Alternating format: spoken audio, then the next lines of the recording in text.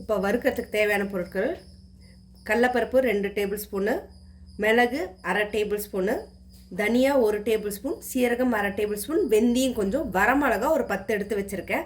ஏன்னா தாளிக்கிறப்ப கொஞ்சம் தான் மிளகா போடுவேன். புளி நிறைய பேர் ஊற வச்சு ஊற்றுவாங்க. நான் ஊற வைக்காமல் இதையும் பொடி பண்ணுற மாதிரி தான் நான் இன்றைக்கி பண்ண போகிறேன். இதை நீங்கள் வந்து ரெடி பண்ணி வச்சுட்டு ஒரு 15 டேஸ் வச்சுருந்தாலும் ஒன்றும் ஆகாது, கெடாது. கொஞ்சமாக கருவேப்பிலை, கொஞ்சம் எள். இப்போ இது எல்லாத்தையுமே ட்ரை ரோஸ்ட் பண்ணி எடுத்து பவுட்ரு பண்ணி வச்சுட்டு புளியோதரை ரெடி பண்ண வேண்டியதாங்க. இப்போ வறுக்க ஆரம்பிச்சிடலாம். ஃபஸ்ட்டு கடலை பருப்பு போட்டுக்கலாம்.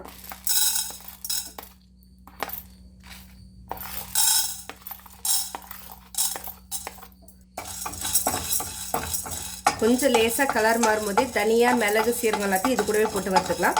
இல்லை நீங்கள் தனித்தனியாகவும் வறுத்துக்கிறதுனால ஓகே. இல்லை மேம் எனக்கு பயம், ஃபஸ்ட் டைம் செய்கிற சொதப்பிடும் அப்படின்போது நிறைய பேர் எண்ணெய் ஊற்றி வறுப்பாங்க. எண்ணெய் ஊற்றி வறுத்திங்கன்னா ஒரு 2-3 நாளுக்கு மேலே நீங்கள் வைக்க முடியாது. இது நீங்கள் பொடி பண்ணி வச்சிட்டிங்கன்னா ஒரு 15 நாள் வரைக்கும் நீங்கள் ஃப்ரிட்ஜில் கூட வைக்க வேண்டிய ஒரு ஏர்டைட் கண்டெய்னர் போட்டு நீங்கள் வந்து எப்போ வேணாலும் யூஸ் பண்ணிக்கலாம். அதை இப்போது மிளகு ஆட் பண்ணிடலாம்.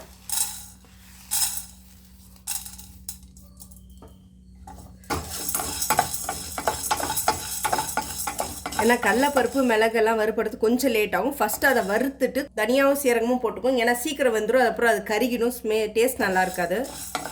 மெயினாக இது வந்து பேச்சுலர்ஸ்க்காக தாங்க. பேச்சுலர்ஸ் இந்த மாதிரி வந்து அவசர அவசரமாக சாப்பாடு செஞ்சுட்டு ஓடுவாங்க பார்த்தீங்களா, அவங்களுக்கு இது ரொம்ப ஈஸியான ஒரு டிப்ஸு. தனியா, சீரகம், வெந்தயம், வரமிளகா இது எல்லாத்தையும் கொட்டி வறுத்துடலாம். இந்த ஸ்டேஜில் எள்ளையும் சேர்த்துக்கோங்க. ஆப்ஷனல் தான். ஏன்னா எள்ளு போட்டால் டேஸ்ட் ஃப்ளேவர் சூப்பராக இருக்கும். அதுக்காக தான் நான் ஆட் பண்ணேன். இல்லை வேணாம் அப்படின்னா நீங்கள் அவாய்ட் பண்ணிக்கலாம். கருவேப்பிலையும் போட்டுருங்க. அதிலே புளியோதரைக்கு இந்த இது தாங்க ரொம்ப ரொம்ப முக்கியம். ஃப்ளேமை சிம்மில் வச்சு வருங்க. இல்லைனாக்கா தீஞ்சிருச்சுன்னா டேஸ்ட் ஃபுல்லாகவே மாறிடும். நிறைய பேர் புளியை ஊற வச்சு அது கொதிக்க வச்சு அந்த மாதிரி செய்வாங்க. அந்த புளிக்காய்ச்சல் மாதிரி எடுத்து வச்சு அந்த மெத்தோடு செய்யலாம். பட் ஆனால் இது வந்து இன்ஸ்டன்ட் பொடி மாதிரி. நீங்கள் எப்போ சாதம் வச்சாலும் சாதத்தில் எண்ணெய் ஊற்றி தாளித்து அப்படியே இது கலரி எடுத்துகிட்டு போகிற மாதிரிங்க. புளியும் நம்ம வறுத்து பவுட்ரு பண்ணிட போகிறோம். இப்போ இந்த ஸ்டேஜில் கொஞ்சமாக உப்பு ஆட் பண்ணிக்க. ஏன்னா சாதத்துலேயே நம்ம உப்பு இருக்கும். பட் இதில் உப்பு இருந்ததுன்னா கொஞ்சம் ஃப்ளேவர் இன்னும் நல்லாயிருக்கும். உப்பு இதில் கொஞ்சமாக ஆட் பண்ணிக்கோங்க. ஏன்னா அந்த காரம் வந்து ஈக்குவலாக பிளெண்ட் ஆகும் உப்பு போடும்போது. ஸோ வறுத்தாச்சு. பார்த்தீங்கன்னா கலர்லாவே நல்லா அப்படி சேஞ்ச் ஆகிருக்கும் உங்களுக்கு. இப்போ இதை எடுத்து ஆற வச்சிடலாம். புளியும் லேசாக வறுக்க ஆரம்பிச்சிடலாம். இப்போது எடுத்து வச்சுருக்க புளியை நம்ம வந்து லேசாக வறுக்கணுங்க. அது கூட சேர்த்து போட்டு வறுக்காதீங்க. சேர்த்து போட்டு வறுத்தீங்க அப்படின்னாக்கா ஒரு மாதிரி ஆகிடும். ஸோ புளியை வந்து எப்பவுமே இந்த மாதிரி தனியாக வறுத்துக்கோங்க. புளியை நம்ம வந்து கரைச்சி ஊற்ற போகிறதில்ல. அதனால் நீங்கள் இந்த மாதிரி புளியை வறுத்து எடுத்து வச்சு அது கூட பவுட்ரு பண்ணிட்டீங்கன்னா நல்லாயிருக்கும். ஸோ இந்த மாதிரி வறுத்தீங்கன்னாவே சூப்பராக வறுக்கணும். அதில் அந்த பச்சை வாசனை அந்த சில்னஸ் போகணும். இதில் புளியிலேருந்து அவ்வளோதாங்க, வேறு ஒன்றும் கிடையாது. இப்போ கடாய் வச்சு எண்ணெய் ஊற்றிடலாம். ஒரு நல்லா கொஞ்சம் நிறைய எண்ணெய் ஊற்றுங்க. அப்போ தான் வந்து சாப்பாடு டேஸ்ட் நல்லாயிருக்கும், ஒட்டாமல் வரும். ஒரு கிட்டத்தட்ட ஒரு 50 ml எண்ணெய் ஊற்றிக்கலாங்க நீங்கள் தாராளமாக. இப்போது கடுகு 1 ஸ்பூன் போட்டுருங்க. கடுகு பொரியட்டும். பொரிஞ்சதும் கடலைப்பருப்பு சேர்த்துக்கலாம்.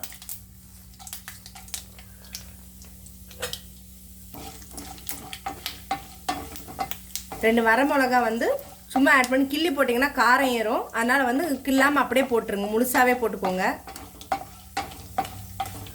ஏன்னா அது அரைக்கிறப்பே நம்ம அதில் வரமிளகா சேர்த்து அரைச்சிருக்கோம் இல்லையா, அதனால். இப்போது இதில் வந்து வேர்க்கடலை வந்து ஏற்கனவே வறுத்து தான் இருக்குது. அது கூட அப்படியே போட்டுடலாம்.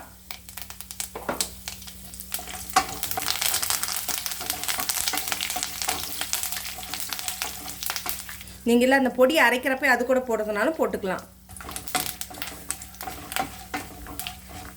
இப்போது அடுப்பை ஆஃப் பண்ணிவிட்டு கிட்டத்தட்ட ஒரு 3 ஸ்பூன் பக்கம் பொடி சேர்த்துக்கோங்க. ஏன்னா இந்த புளி வந்து இதுலேயே நம்ம அரைச்சிருக்கனால அது எண்ணெயில் கொஞ்சம் நல்லா வணங்கணும். அதனால் ஸ்டவ்வை ஆஃப் பண்ணிவிட்டு போடுங்க, இல்லைன்னா கருகிரும்.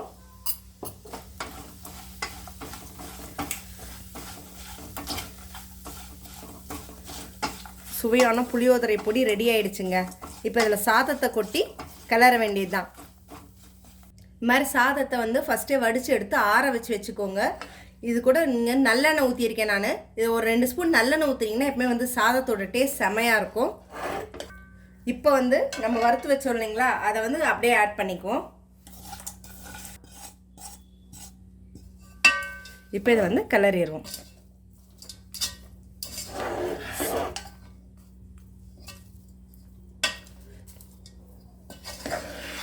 சாதத்தை ரொம்பவும் ஆற வச்சிடாதீங்க. ஏன்னா கொஞ்சம் அந்த சூட்டு பதம் இருந்தால் தான் அந்த புளி வந்து அந்த சாதத்தோடு மிக்ஸ் ஆகிறதுக்கு நல்லாயிருக்கும்.